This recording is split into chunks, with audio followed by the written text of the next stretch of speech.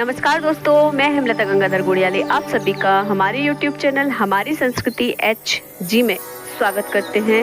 आप सभी कैसे हैं? आशा करती हैं कि आप सभी स्वस्थ होंगे, मस्त होंगे। तो चलिए आज हम आपको दर्शन कराते हैं सनातन धर्म मंडल यानी सनातन मंदिर के। तो ये ग्वालियर का सुप्रसिद्ध मंदिर है और अपनी एक अलग पहचान रखता है। जो सनातन से जुड़े हुए लोग हैं, धर्म से संबंधित लोग हैं, जो धर्म में विश्वास रखते हैं, उनके लिए ये अलग ही स्थान है। तो सनातन धर्म मंडल जो सनातन मंदिर है अचलेश्वर महादेव के ठीक निकट है। आपको पहले भी हम इसके वीडियो दे चुके हैं अचलेश्वर महादेव के, तो आपको ढूंढने में परेशानी नहीं होगी। और ग्वालियर वासी तो बहुत अच्छे से जानते होंगे कि ये अपना अलग ही पहचान रखता है सनातन धर्म मंदिर। और इसके ठीक ही सामने बना हुआ है चैम्बर ऑफ कॉमर्स, जो व्यापारियों का एक संस्थान है जहां पर वो अपने व्यापार से संबंधित सारे कार्य करते हैं। और ये आप देखिए सनातन धर्म मंडल स्मारक के रूप में आप यहां देख सकते हैं। और सबसे बड़ी बात है, इस मंदिर के आप दर्शन कीजिए तो प्रांगण में जब आप प्रवेश करते हैं तो तुलसी के पौधे लगे हुए हैं, जिस तरह से हमारे घरों में होता है कि आप एंटर करते हैं। और ये देखिए मंदिर का नज़ारा आप। और ये ऐसा नहीं है कि ये मंदिर कोई विशेष पर्व या दिनों के लिए खोला जाता है। आप यहाँ कभी भी आ सकते हैं, कभी भी दर्शन कर सकते हैं और पूरे समय पर यहाँ कुछ ना कुछ अनुष्ठान होते रहते हैं। ये देखिए भागवत गीता के जो श्लोक्स हैं वो यहाँ पर आपको दीवारों पर दिखाई देंगे। साथ ही साथ भगवत गीता में पाए जाने वाले जो कहानियां हैं और जो विग्रह हैं वो आपको यहाँ देखने को मिलेंगे। और सबसे बड़ी बात यहाँ ये है कि जो कृष्ण हैं, कृष्ण भगवान की जो मूर्ति है वो चक्रधर के रूप में यहाँ है। और बड़ी ही प्यारी ये मूर्ति है, ये विग्रह देखने लायक है। यहाँ कृष्ण जी ने मुरली नहीं चक्र धारण किया है। तो ये अपनी एक अलग ही पहचान रखता है ये मंदिर। और इस मंदिर में आप आए दिन कुछ ना कुछ प्रोग्राम चलते ही रहते हैं, जैसे एकादशी हुई, पूर्णिमा हुई और अमावस हुई। साथ ही साथ जो भी धर्म के अनुसार दिनवार पड़ते हैं, यहाँ कुछ ना कुछ कार्यक्रम होता रहता है। भजन मंडलियाँ भी यहाँ होती हैं और लोग प्रतिदिन जो दर्शन करने आते हैं, आस्था स्वरूप या एक जो लगाव होता है सनातन से जुड़े हुए लोग हैं, चाहे दर्शन करने आए या व्रत अनुष्ठान के लिए आए, तो यहाँ आकर मत्था ज़रूर टेकते हैं। क्योंकि अगर शिव जी के दर्शन करने आए हैं तो जाहिर सी बात है कि आप यहाँ भी आएंगे, क्योंकि ये बहुत ही निकट है और रोड के बीचों बीच ही मुख्य मार्ग पर स्थित है। तो पहले भी हम आपको बता चुके हैं, लेकिन ये वीडियो हम पहली बार लेकर आए हैं। लेकिन अचलेश्वर महादेव के हमने पहले भी आपको दर्शन कराए हैं, तो आप लोग भी इन विग्रह का दर्शन कीजिए। लक्ष्मी नारायण, राधा कृष्णा और श्री राम जी की यहाँ आपको छवि मिलेगी। साथ ही साथ महादेव के भी आपको दर्शन होंगे। उससे छोटे छोटे विग्रह हैं। तो समय समय पर यहाँ अनुष्ठान होते रहते हैं, समारोह होते हैं और ये वही झांकियाँ हैं जो हम आपको दिखा रहे हैं।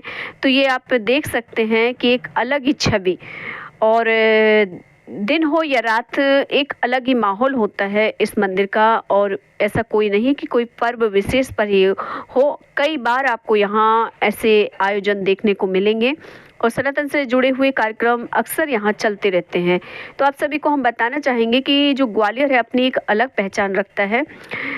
ऐतिहासिक दृष्टि से ही नहीं, राजनीतिक हो या धार्मिक दृष्टि हो या फिर वीर गाथाएं हो, तो आपने देखा होगा स्वतंत्रता में भी इस शहर का अपना एक अलग योगदान रहा है। तो मेरी कोशिश रहती है कि आपको अपने कल्चर से, अपनी संस्कृति से, अपनी धरोहरों से आप लोगों को अवगत कराती रहूं। तो ये मेरे चैनल के माध्यम से बहुत छोटी सी कोशिश है। तो आप लोग भी हमारे साथ दर्शन कीजिए चक्रधर के रूप में कृष्ण जी के और भी विग्रह जो यहाँ बने हुए हैं। तो सबकी अपनी अपनी आस्था होती है और विशेष उल्लास उस समय हो जाता है जब कोई विशेष पर्व या दिन होता है। तो इस मंदिर की छटा अलग ही होती है। कृष्ण जन्माष्टमी पर भी यहाँ बड़ा भारी समारोह होता है। साथ ही साथ आप शिवरात्रि पर देख सकते हैं, दीपावली पर देख सकते हैं, एकादशी के पर्व पर देख सकते हैं। और ये देखिए पूरा शिव परिवार आपको दर्शन कीजिए आप लोग भी। और जो भागवत गीता में बताया गया है वहाँ के चित्र भी यहाँ अंकित किए गए हैं हर दीवार में। और ये अलग ही पेंटिंग्स आपको देखने को मिलेंगी। साथ ही साथ यहाँ हनुमान जी का भी मंदिर है। तो ऐसा होता है कि जहाँ भी इस तरह के बड़े मंदिर होते हैं वहाँ ये विग्रह आपको देखने मिल जाते हैं और एक साथ आप सभी लोगों के दर्शन कर सकते हैं, सभी देवी देवताओं के। तो ऐसा नहीं है, ये प्रांगण बहुत बड़ा है। आप अगर जानते हैं तो अच्छी बात है, जो नहीं जानते हैं जिनके लिए नया है, तो जब भी आप ग्वालियर आते हैं तो यहाँ आ सकते हैं। घूमने के लिए भी ये बहुत अच्छा ऑप्शन हो सकता है। साथ ही साथ अगर आप सनातन को मानते हैं, धर्म को मानते हैं, तो आप लोग भी दर्शन कर सकते हैं। तो बहुत सारी चीज़ें आपको एक ही जगह पर मिल जाएंगी।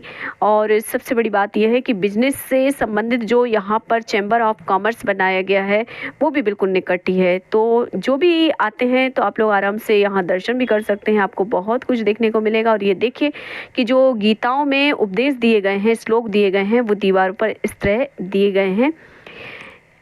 तो एक एक संदेश संस्कृति का हमारी कल्चर को लोगों के दिलों में और लोगों तक पहुंचाने का एक छोटा सा प्रयास हमारा आपका।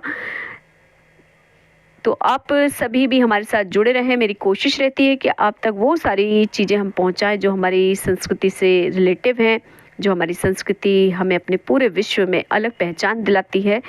तो मेरी इन वीडियोस को आप लोग अगर पसंद आती है तो आगे शेयर करें। और ये देखिए, दर्शन कीजिए।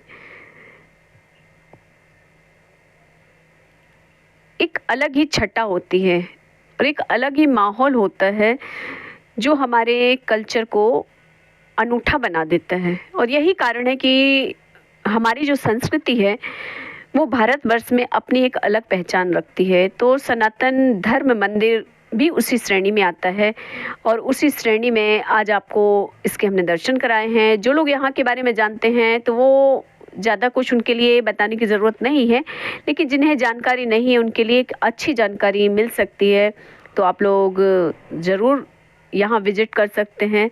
और एक साथ आपको यहाँ पर और भी मंदिर बताए हैं, जैसे मैंने आपको कि अचलेश्वर महादेव जो सुप्रसिद्ध मंदिर है और अपनी एक अलग आस्था का केंद्र है अचलेश्वर महादेव।